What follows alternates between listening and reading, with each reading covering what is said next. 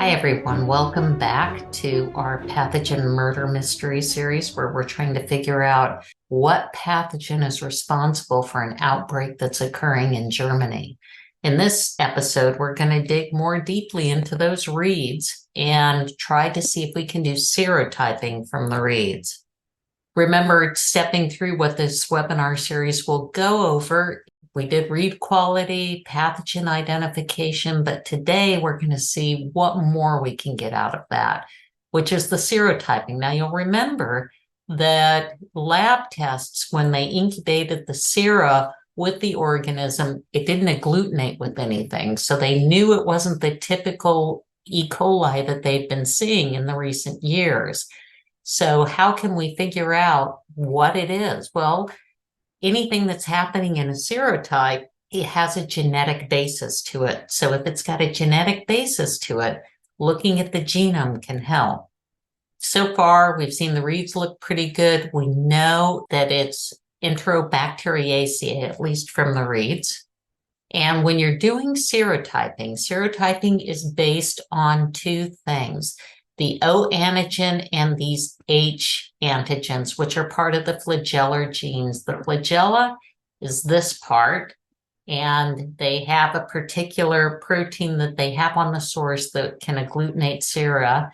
And the O antigens are actually little sugars that are hanging off of the bacterium that the genes are controlling in the construction of those. And so that is the O antigen. So O is across the body of the bacterium, H is on the flagella. Now, there are a lot of serotypes for each of these things. There are 164 O antigen serotypes and 53 H antigen serotypes. So which one is this one? We know it's E. coli.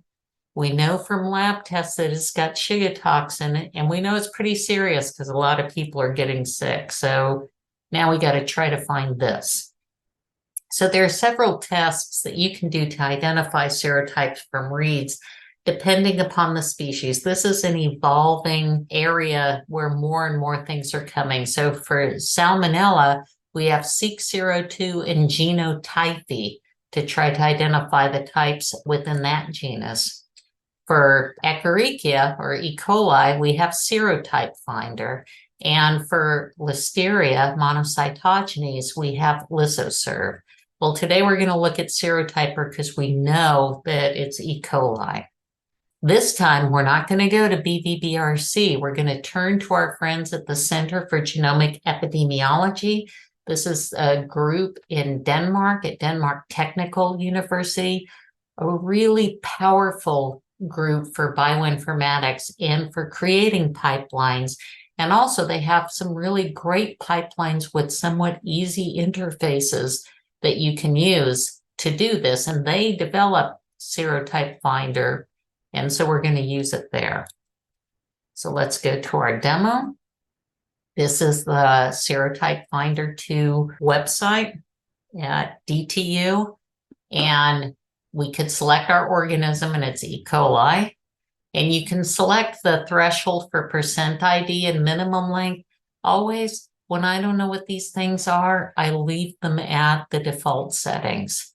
And you can say, do I want raw sequences or config files where you have had an assembly? Well, right now we have the raw sequences. So we're going to have to upload that file. So you click on Isolate File, and it opens a dialog box with your computer. Here are my mystery reads. I'm just going to do one of them here. Click Open on that. And then I say Upload. Now, this is one of the drawbacks of that, because you see this progress bar here. We've got to wait the whole time for this to upload.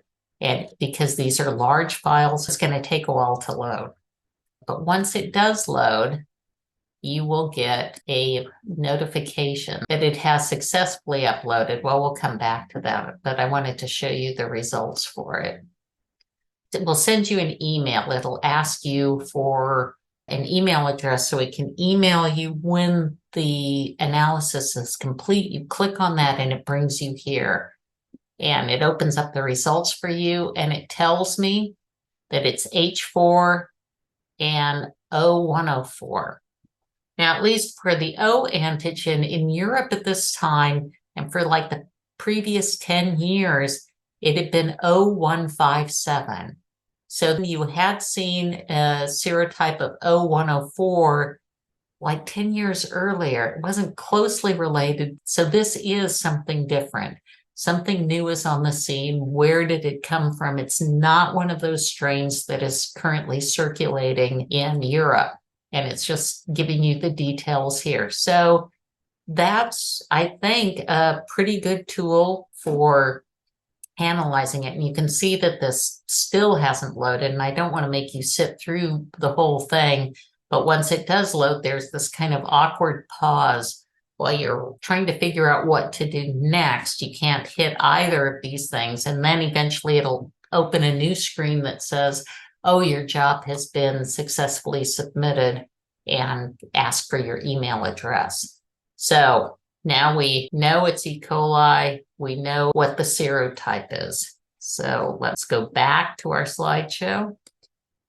We've already seen what this is from DTU.